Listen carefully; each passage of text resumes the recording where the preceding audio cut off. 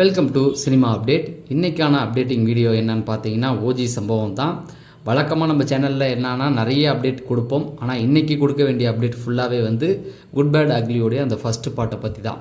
சரி, நீங்கள் இன்னும் நம்ம சேனலை சப்ஸ்கிரைப் பண்ணலாம், சப்ஸ்கிரைப் பண்ணிடுங்க. ஓஜி சம்பவம் ஒரு வழியாக குட் பேட் அக்லியோடைய முதல் பாடலில் வந்து ரிலீஸ் பண்ணிட்டாங்க.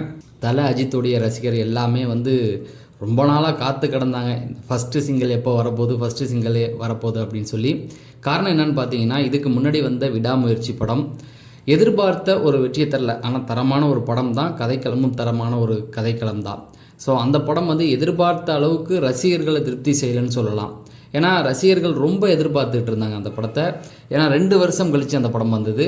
அப்படி இருந்தும் அது ஏதோ ஒரு விஷயம் வந்து தல அஜித் அந்த கதையை செலக்ட் பண்ணியிருக்க வேண்டாம். ஏன்னா முழுக்க தல அஜித் தான் வந்து அந்த கதையை வந்து ரெடி பண்ண சொல்லியிருக்காரு. ஏன்னா மகிழ் திருமணி வேற ஒரு மாதிரியான ஒரு ஸ்கிரிப்டை ரெடி பண்ணியிருக்காரு. ஸோ தல அஜித் என்ன சொல்லியிருக்காங்கன்னா, ஒரு நல்ல கதைக்களத்தில் நடித்து ரொம்ப நாள் ஆச்சு, அப்படி ஒரு படத்தை ரெடி பண்ணுங்க அப்படின்னு சொல்லி தான் இந்த படத்தை பண்ணாங்க. சரி, அது எதிர்பார்த்த அளவுக்கு போகல.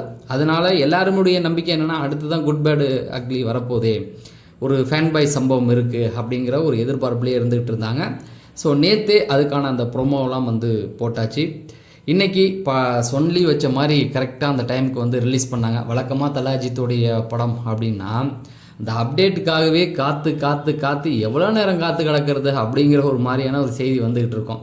ஏன்னா எங்கெங்கெல்லாம் போய் அப்டேட் கேட்பாங்க தலை ஃபேன்ஸ் பார்த்தீங்கன்னா, கிரிக்கெட்டு எல்லாத்தையுமே போய் கீழே போய் படத்தோட பேரை போட்டு அப்டேட் கொடுங்க அப்படின்னு சொல்லி கேட்டுட்ருப்பாங்க. அதில் ரொம்ப அதிகமாக அப்படின்னு பார்த்தீங்கன்னா வலிமை அப்டேட் தான். வலிமை அப்டேட்னு சொல்லி எல்லா இடத்துலையுமே வந்து கேட்டுட்டு இருந்தாங்க. சரி, இதெல்லாம் ஒரு பக்கம் இருக்க, பாட்டு ரிலீஸ் ஆகிடுச்சு. தரமான ஒரு சம்பவம் தான். அதில் ஒரு சில வார்த்தைகள் தேட்டர் அதிரணும் அதெல்லாம் தாண்டி சிறுசுங்க கதறணும் அப்படிங்கிற ஒரு வார்த்தையை வந்து பாட்டில் எழுதியிருப்பாங்க. எடவன் தான் அதை எழுதியிருக்காரு. சிறுசுங்க எது என்னங்க சம்மந்தமே இல்லாமல் சிறுசுங்க எல்லாம் கதறணும் அப்படின்னு போட்டிருக்காரு. என்ன அப்படின்னா, அவர் செஞ்ச சம்பவம்லாம் இன்றைக்கி இருக்கிற 2K கிட்ஸுக்கு தெரியாது. அதை தான் வந்து அங்கே மென்ஷன் பண்ணி அழகாகவே வந்து அந்த பாட்டில் எழுதியிருக்காங்க. நிறைய வரிகள் இருக்குது, அதை ஒன்று ஒன்றா பார்க்கலாம். ஃபஸ்ட்டு அந்த சிறுசுங்க கதறணும் அப்படின்னா, இன்றைக்கி சும்மா 2K கிட்ஸ் எல்லாம் வந்து நின்றுட்டு தல அஜித்தா அப்படியா இப்படியாலாம் பேசிக்கிட்டு இருக்காங்க. எல்லா ரசிகர்களும் அவங்க தலைவரை கொண்டாடுறது வந்து பெரிய விஷயம் இல்லை, கொண்டாடி தான் ஆவாங்க. ஆனால் சிலர் வந்து தல அஜித்னா யாருன்னே தெரியாமல் அவங்க பாட்டுக்கு ஏதோ இங்கே பாருங்கள் இவர் தான் பெரிய ஆள், அங்கே பாருங்கள் அவர் தான் பெரிய ஆள், இந்த பாருங்கள் எதிர்பார்த்த அளவுக்கு படம் போகலை. நான் முதல்லே சொன்னல, இந்த விடாமுயற்சி படம் சரியாக போகலை அப்படின்னும் பொழுது அதை வந்து நிறைய பேர் ட்ரோல் பண்ணாங்க. பாருங்கள் போயிடுச்சு அப்படின்னாங்க. எல்லாத்தையும் தாண்டி அவ்வளோதான், அவருக்கு முடிஞ்சிருச்சு, அடுத்து இவர் தான் வரப்போகிறாரு. விஜய் சாரை நான் மீன் பண்ணல, விஜய் சார் தான் அரசியலுக்கு போயிட்டாங்கல்ல, அடுத்து வேறு சிலர்லாம் அப்படியே போட்டு அவங்க தான் அடுத்து வரப்போகிறாங்க, இவரெல்லாம் முடிஞ்சிருச்சு அப்படிங்கிற மாதிரி நிறைய விஷயங்கள் பண்ணாங்க. அதுக்கு தான் சிறுசுங்க கதறணும்னு போட்டிருக்காங்க. தல அஜித் அப்படின்னா கிட்டத்தட்ட எவ்வளவோ ஃப்ளாப் கொடுத்துட்டாருங்க. அவர் பார்க்காத ஃப்ளாப்பே கிடையாது. அவரே ஒரு இன்டர்வியூவில் சொல்லியிருக்காரு, நான் கொடுத்த அளவுக்கு வேறு யாராவது ஃப்ளாப் கொடுத்துருந்தா அவங்கெல்லாம் இண்டஸ்ட்ரியிலே இருந்திருக்க மாட்டாங்க. அது கூட தலகணத்தில் சொல்லலை, ரசிகர்களை பெருமைப்படுத்தும் விதமாக சொல்லியிருந்தார். என்னென்னா, நான் கொடுத்த அந்த ஃப்ளாப்லாம் வேறு யாராவது கொடுத்துருந்தா ரசிகர்கள் மறந்துருப்பாங்க.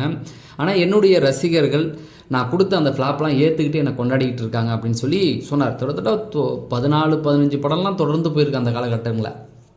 அப்படி இருந்தும் தல அஜித் தான் முக்கியம் அப்படின்னு ரசிகர்கள் வெறித்தனமாக அவரை கொண்டாடினாங்க. அதெல்லாம் மீன் பண்ணுற விதம் தான். அடுத்து இன்னொன்று பார்த்தீங்க அப்படின்னா, இந்த மாஸ் ஓப்பனிங் அப்படின்னு சொல்லி இன்றைக்கி நிறைய பேர் பேசிக்கிட்டு இருக்காங்க சோஷியல் மீடியாவில், அவருக்கு இவருக்குன்னு. உண்மையான மாஸ் ஓப்பனிங்னா அதை க்ரியேட் பண்ணதே தல அஜித் தான். நான் சொல்கிறது இந்த ஜென்ரேஷன். அதுக்கு முன்னாடிலாம் போவேன், ரஜினி சார்லாம் இழுத்துற வேண்டாம். இந்த மாஸ் ஓப்பனிங்கை வந்து இந்த ரெட்டு படம்லாம் வந்தப்போ என்ன மாஸ் தெரியுங்களா? அந்த இன்றைக்கி இருக்கிற இந்த பேரில் இந்த ஒரு காம்போ இருக்கு இல்லையா, இதில் இல்லை, அந்த ஃபஸ்ட்டு அதை க்ரியேட் பண்ணதே தல அஜித் தான். அவருக்கு தான் அந்த மாஸ் ஓப்பனிங் கிடைக்கும். அதே போல் அந்த ஹீரோயிசம் முதல்ல அந்த ஹீரோயிசம் வந்து அப்போல்லாம் வந்து தளபதி விஜய் அவர்கள்லாம் பார்த்தீங்கன்னா லவ் அந்த மாதிரியான கேட்டகரியில் தான் சுற்றி இருப்பாங்க. அதாவது நான் சொல்கிறது வந்து திருமலைக்கு முன்னாடி வரைக்குமே, திருமலைக்கு அப்புறம் தான் தளபதி விஜயை வந்து மாசெல்லாம் எடுத்தாங்க. தப்பாக சொல்லலை, கரெக்டாக புரிஞ்சுங்க. என்னென்னா அந்த அவருக்கு முன்னாடி காலகட்டங்களில் இந்த ரெட்டு அந்த நேரத்துலேயே வந்து இந்த டானு ஆக்ஷன் ஹீரோ இப்படி நிறைய ஒரு விஷயத்தை அவர் செட் பண்ணி வச்சுருந்தார். ரெட்டு தீனா ஒரு காலகட்டத்தில் அவர் பண்ண படம் எல்லாமே பார்த்தீங்கன்னா ஒரு டானாவே வருவார். அந்த அளவுக்கு வந்து தல அஜித் வந்து எல்லாத்தையும் ரெடி பண்ணி வச்சுருந்தாரு. அதை தான் சொல்கிறாங்க. இன்றைக்கி இருக்கிற அந்த சிறுசுங்களுக்கு தெரியல. ஏதோ ஒரு படம் ஃப்ளாப் ஆகிடுச்சுன்னா தல அஜித் போயிடுவார், காணாமல் போயிடுவார், ஃபேன்ஸ்லாம் விட்டுட்டு போயிடுவாங்க அப்படின்ற நினப்பில் சோஷியல் மீடியாவில் ட்ரோல் பண்ணாங்க. நான் யாரையும் குறிப்பிட்டு சொல்லலை. இந்த மாதிரி நிறைய நடந்ததை நீங்களும் பார்த்துருப்பீங்க. அதுக்கு இந்த நடிகர் தான் காரணம், அந்த நடிகர்லாம் இல்லை. ட்ரோல் பண்ணுறவங்க அவங்கெல்லாம் எப்படின்னு பார்த்தீங்கன்னா, இப்போ புதுசாக வந்தவங்க எதுவும் தெரியாமல் அப்படி பண்ணிக்கிட்டு இருக்காங்க அப்படிங்கிறத சொல்ல வரேன். அதே போல் நான் சொன்ன அந்த படத்தில் இந்த பாட்டிலே அது அப்படின்ற ஒரு வார்த்தை வரும். எதுக்கு இதெல்லாம் சொல்கிறேன்னா, அந்த ரெட்டு படத்தில் வந்தது தான் அந்த அந்த ஒரு டைலாக். முதல் பஞ்சே வந்து தல அஜித் தான் இந்த ஜென்ரேஷனில் பஞ்சு அடிக்க ஆரம்பித்தது. ஃபஸ்ட்டு எடுத்து அந்த அதுங்கிற வார்த்தை அவ்வளோ ஃபேமஸாக இருந்தது. அந்த ரெட்டு படம் வந்தப்போலாம் பார்த்தீங்கன்னா, அது அப்படிங்கிறதே வந்து பசங்கள்லாம் சொல்லி அது அந்த இடுப்பில் கையை வச்சுக்கிட்டு அது அப்படின்னு சொல்லிகிட்டு இருப்பாங்க. ஸோ இந்த படத்தை இயக்கியிருக்கிற அந்த ஆதிக் ரவிச்சந்திரனும் அதெல்லாம் பார்த்து பேசியிருப்பார். அதை தான் வந்து அதில் கொண்டு வந்தார்.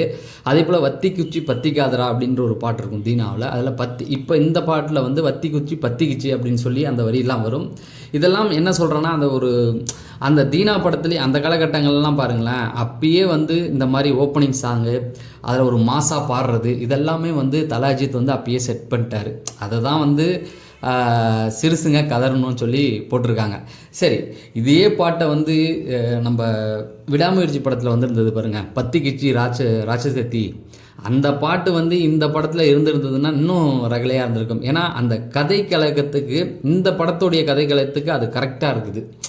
அதை நீங்கள் கொஞ்சம் யோசித்து பார்த்தீங்கன்னாவே உங்களுக்கு தெரியும். அந்த பாட்டில் வர வரியெல்லாம் அது அணு ஆயுதம் வந்து பலி கேட்க போகுது அப்படின்னு சொல்லி ஒரு சொட்டு ரத்தம் மித்தம் இருந்தாலும் அப்படின்னு சொல்லி நிறைய வரிகள் அதில் வந்திருக்கும். அதெல்லாம் நான் கனெக்ட் பண்ணி இப்போ பார்த்தேன், கரெக்டாகவே அமைஞ்சிருக்கு. அதுதான் தல அஜித். எல்லாமே அவருக்கு வந்து போன படத்தில் வந்த பாட்டு இந்த படத்துலையும் அவருக்கு செட் ஆகும். அதுக்காக இந்த பாட்டு நல்லா இல்லைன்னு சொல்ல.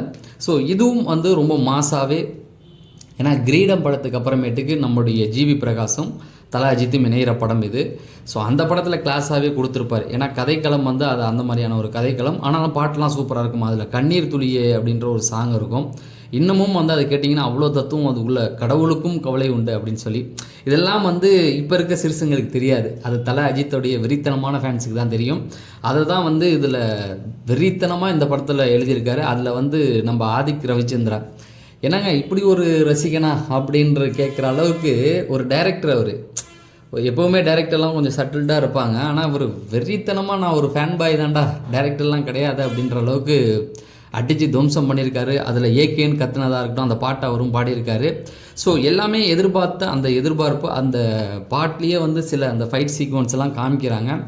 எனக்கு தெரிஞ்சு தல அஜித்துடைய ரசிகர்கள் ரொம்ப வெறித்தனமாக கொண்டாடின ஒரு படம் இருக்குது இதுக்கு முன்னாடி வரைக்கும். எல்லா படமும் கொண்டாடிக்கிட்டு தான் இருக்காங்க. ஆனால் ரொம்ப வெறித்தனமாக ரசிகர்களுடைய அந்த மைண்ட் செட்டை அழகாக புரிஞ்சிக்கிட்ட ஒரு இயக்குனர்னு சொன்னால் வெங்கட் பிரபு சொல்லலாம். மங்காத்தா படம் ரொம்ப ஒரு காலகட்டத்துக்கு அப்புறமேட்டுக்கு தல அஜித்தை வந்து அந்த டானில் கொண்டு வந்து கெட்டவனாகவே கொண்டு வந்து ரசிக்க வச்சு தேட்டர்லலாம் அதகாலம் ஆயிடுச்சு. அந்த அம்பானி பரம்பரை சாங் வந்து எனக்கு தெரிஞ்சு நான் பார்த்த எல்லா நடிகர்களுடைய படமும் ஃபஸ்ட்டு நாள் பார்த்துருக்கேன், எல்லா நடிகர்கள் படமும் பார்த்துருக்கேன். அந்த அம்பானி பரம்பரை அந்த பாட்டு வரும்போது தேட்டரே ஏறி ஆடினுச்சு. அதே போல் கில்லியில் வந்து நம்ம சொல்லலாம், அப்படி போடுச்சாங்க சொல்கிறேன். அந்த அளவுக்கு வெறித்தனமாக அந்த பாட்டு அவ்வளோ சூப்பராக அந்த பாட்டு வந்த அந்த பிளேஸ்மெண்ட் சொல்லுவாங்கள்ல, அந்த இடத்துல கரெக்டாக கொண்டாந்து வச்சுருப்பாரு. அதே போல் நம்ம விஸ்வாச படத்தில் அந்த கண்ணானே கண்ணு சாங் வருதுல்ல, அதையும் கரெக்டான ஒரு பிளேஸ்மெண்ட் இருக்கும். அந்த பாடல்களை இந்த இடத்துல வச்சா அந்த அளவுக்கு வெறித்தனமாக ரசிகர்கள் கொண்டாடுவாங்கன்னு சொல்லி ஒரு சில டைரக்டர்ஸ் அதை கரெக்டாக பண்ணுவாங்க. அதை தான் வெங்கட் பிரபு வந்து இதில் பண்ணியிருந்தார் மங்காத்தாவில். அந்த ஆட்டம் அது எதுக்கு சொல்கிறேன்னா, அந்த கான்செப்ட் இந்த இதையும் கொஞ்சம் பார்த்தீங்கன்னா கொஞ்சம் ஈக்குவலாக நெருங்கி வர மாதிரி இருக்கும். அந்த ஒரு டான் மாதிரியான ஒரு நெகட்டிவ் ஷேடோ வருது. இந்த பாட்டும் ஐ திங்க் ஆதிக் ரவிச்சந்திரன் வந்து அந்த மாதிரி தான் கொண்டு வருவார்னு நினைக்கிறேன். ஸோ ஏன்னா அந்த படத்தை வந்து அதுக்காக அந்த படம் இந்த படமும் ஒரே கதைன்னு சொல்ல வரல, ரெண்டும் வேறு வேறு தனி ஜேனரில் போயிட்டுருக்கோம். பட் அந்த பாட்டு அம்பானி பரம்பரை அந்த சாங்கை சொல்ல வரேன். அதே போல் இந்த பாட்டும் கரெக்டான ஒரு பிளேஸ்மெண்ட்டில் தான் கொடுத்துருப்பார். ஏன்னா ஃபேன் பாய் சம்பவம் இல்லையா, ஒரு ஃபேனுக்கு தெரியும் இந்த இடத்துல இந்த பாட்டு வந்து இப்படி கொண்டாடுவாங்க அப்படிங்கிறது எல்லாருக்குமே தெரியும். இப்போ நானே சொல்கிறேன் பாருங்கள், அதே போல் தான் இந்த பாட்டும் வரப்போகுது. கண்டிப்பாக தேட்டர் அதிரப்போகுது அப்படிங்கிறது தான். தல அஜித் ஃபேன்ஸ்லாம் இப்போ ரெடியாக இருக்காங்க. கிட்டத்தட்ட எப்படா ஏப்ரல் மாதம் பிறக்கும் அப்படின்னு சொல்லி எல்லாருமே வந்து இந்த டைம் வந்தால் எப்படா மே 1 வரும் அப்படின்னு சொல்லி எதிர்பார்ப்பாங்க. ஏன்னா தல அஜித்தோடைய பிறந்த நாள் ஏதாவது ஒரு அப்டேட் வரும்னு. ஆனால் இந்த வருஷம் ஏப்ரல், அதுக்கு முன்னாடியே ஏப்ரல் 10க்கு எல்லாம் தயாராகிட்டாங்க. படம் வந்து வெறித்தனமாக இருக்க போகுது. ஸோ நம்ம சேனலில் தொடர்ந்து சினிமா அப்டேட்ஸ் தான் கொடுத்துக்கிட்டு இருக்கோம். அதை தெரிஞ்சுக்கணும்னு நினச்சிங்கன்னா நம்ம சேனலை சப்ஸ்கிரைப் பண்ணுங்கள் அப்படின்னு சொல்லி நான் விடைபெறேன். நன்றி, வணக்கம்.